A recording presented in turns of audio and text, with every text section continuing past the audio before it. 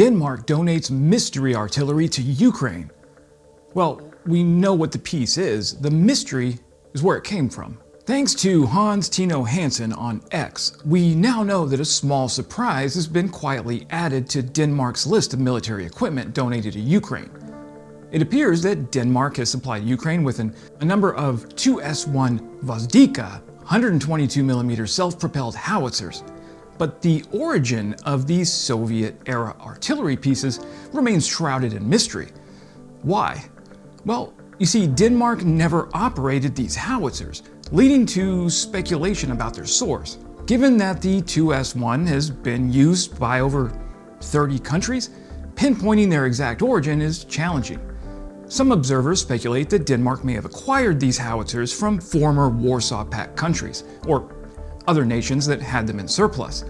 There's also the question of why transfer them to Denmark to then give to Ukraine, and not just give them to Ukraine directly. So let's unpack this. Hey friends, Wes here. Time to channel your inner Sherlock Holmes and help me solve this mystery. First, who is the mystery country? Well, we know that the 2S1 is, or was, operated by the following nations: Algeria, Angola, Armenia, Azerbaijan, Bosnia and Herzegovina, Belarus, Bulgaria, Cuba, Croatia, Czechia, Eritrea, Ethiopia, Finland, Georgia, India, Iran, Iraq, Kazakhstan, Libya, Poland, South Ossetia, Serbia, Slovakia, Syria, Russia, Ukraine, Uruguay, Uzbekistan, Vietnam, Yemen, and Zimbabwe. Now, Denmark maintains diplomatic relations with all these countries. However, the depth and nature of these relationships vary. Here's my top 4 educated guesses.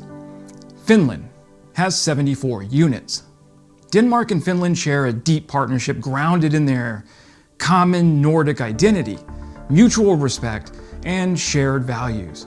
Their relationship spans a wide array of areas, including trade, culture, regional security, and multilateral cooperation. It's no surprise that Denmark and Finland have a strong trade relationship, facilitated by their geographic proximity and shared economic interests. They work together in areas like digitization, clean technologies, and innovative startups, with shared goals of fostering economic growth while addressing climate change. But more importantly, Denmark and Finland are also staunch allies in ensuring regional security, particularly in the Baltic Sea area and the Arctic. Both countries are active members of NORDEFCO, which promotes joint defense initiatives and enhances military interoperability. Their efforts focus on readiness, intelligence sharing, and cybersecurity. While Finland officially joined NATO in 2023, its partnership with Denmark predates this development, with close collaboration on exercises, crisis management, and regional stability. Both countries are committed to stability in the Baltic Sea region. As NATO allies, they participate in joint military exercises and collaborate on defense initiatives, particularly in response to evolving threats from Russia. This cooperation includes intelligence sharing, cybersecurity measures, and contribution to NATO's collective defense posture. And that is why Finland made my list.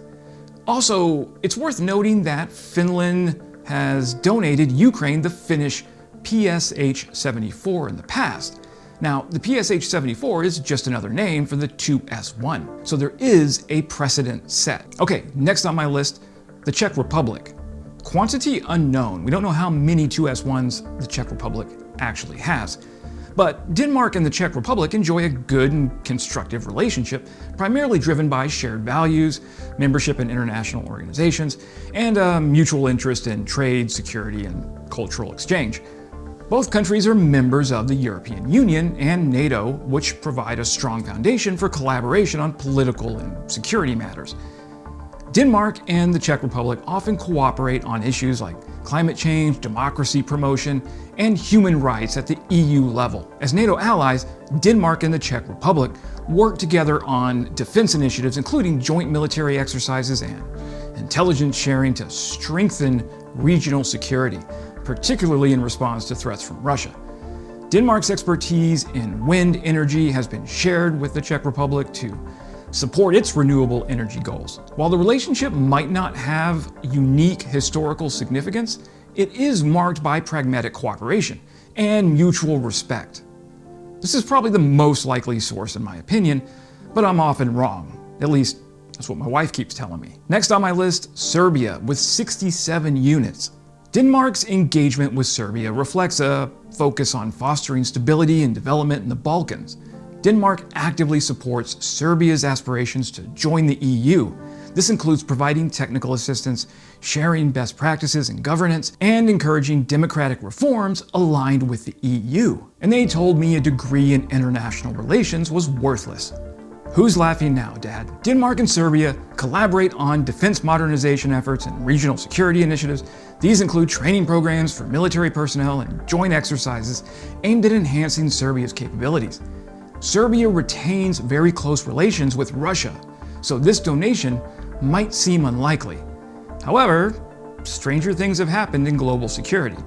There could be an internal government group of Ukraine supporters who are not happy with the status quo in Serbia, and this would explain why they didn't donate directly to Ukraine, instead going through an intermediary. Just an option. Bosnia and Herzegovina, about 50 units. Denmark's relationship with Bosnia and Herzegovina focuses on fostering development, reconciliation, and stability in the post-conflict Balkans. Denmark has contributed to numerous development projects in Bosnia, including efforts to improve infrastructure, sustainable agriculture, and support small and medium-sized businesses. Danish aid has also played a role in advancing democratic governance and judicial reform. What's more, Denmark works with NGOs in Bosnia to strengthen human rights, advocate for marginalized groups, and support transitional justice processes. These initiatives aim to address the legacies of conflict and foster social cohesion. Now, while Denmark maintains formal diplomatic relations with the other countries on my list, the relationships are generally more limited in scope and less prominent in Denmark's foreign policy agenda. So why wouldn't the mystery country just donate directly to Ukraine? Why go through Denmark? Well, if a country donated the two S-1 howitzers to Denmark, knowing they would ultimately be passed on to Ukraine, there might be a good reason. Directly donating weapons to Ukraine could be seen as a provocative act by countries concerned about their relationship with Russia, or wanting to avoid appearing overtly involved in the conflict. See Serbia above. Some countries, particularly those with neutral stances or complex geopolitical positions, may prefer to avoid making high-profile donations that could draw international scrutiny. Routing the donation through Denmark allows the original donor to contribute without taking public responsibility, minimizing backlash from domestic audiences or other nations. The donating country may also face legal or treaty-based limitations on transferring arms directly to Ukraine, particularly if it's not part of the NATO or the EU. Partnering with Denmark, which has fewer restrictions, bypasses these hurdles. Denmark already has streamlined mechanisms for delivering military aid to Ukraine, making it logistically easier for the donor country to supply weapons indirectly. Denmark's NATO and EU membership provides a political and a strategic cover for such transfers, aligning the donation with collective Western support for Ukraine. Coordinating through Denmark allows for pooling resources, ensuring weapons are delivered alongside other aid, with logistical support and integration into broader NATO initiatives. It could also be a quality control issue. Denmark might handle the process of ensuring that the donated equipment meets operational standards and can be effectively integrated with Ukraine's existing arsenal. Then there's the domestic issue. The donor country may face internal opposition to openly supporting Ukraine. Indirect support through Denmark shifts public attention away from the donor. This would allow Denmark to play a visible role in supporting Ukraine, which aligns with its foreign policy goals, while the donor avoids the spotlight. Finally, if the two S-1 howitzers come from older stock or from a third-party country with ties to the donor, routing through Denmark avoids revealing their origin, especially if there are sensitivities about the source of the equipment. Okay, so what is the 2S-1? Well, the 2S-1 is a Soviet 122mm self-propelled howitzer. Designed for mobility and versatility, it features a fully rotating turret, an operational range of up to 15.3 kilometers with conventional shells, 21.9 kilometers with rocket-assisted shells, and amphibious capabilities. It can fire a variety of munitions and has an elevation range of -3 degrees to +70 degrees. The system is built for rapid deployment and battlefield adaptability. Ironically, the 2S-1 was originally developed in Kharkiv when Ukraine was the Ukrainian Soviet Socialist Republic. The 2S-1 is fully amphibious with very little preparation, and once afloat is propelled by its tracks.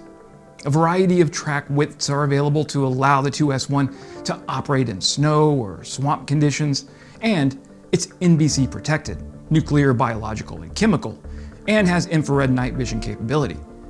For the record, the 155mm howitzer is generally considered better than a 122mm howitzer found on the 2S-1 because it offers a greater range, higher potential firepower, and even though 122mm howitzer might be lighter and more mobile, its capabilities are typically considered less powerful compared to the 155mm option.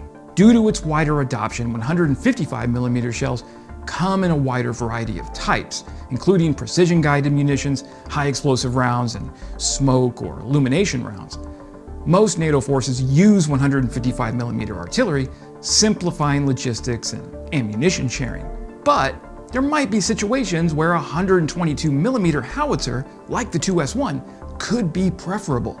In scenarios where lightweight and high mobility are crucial, a 122mm howitzer could be advantageous, depending on the specific models. A 122mm howitzer would be cheaper to operate and maintain. It's also worth noting that the 2S-1's 122mm gun is capable of firing high explosive rounds, leaflet rounds, armor-piercing HE, flechette, and chemical rounds.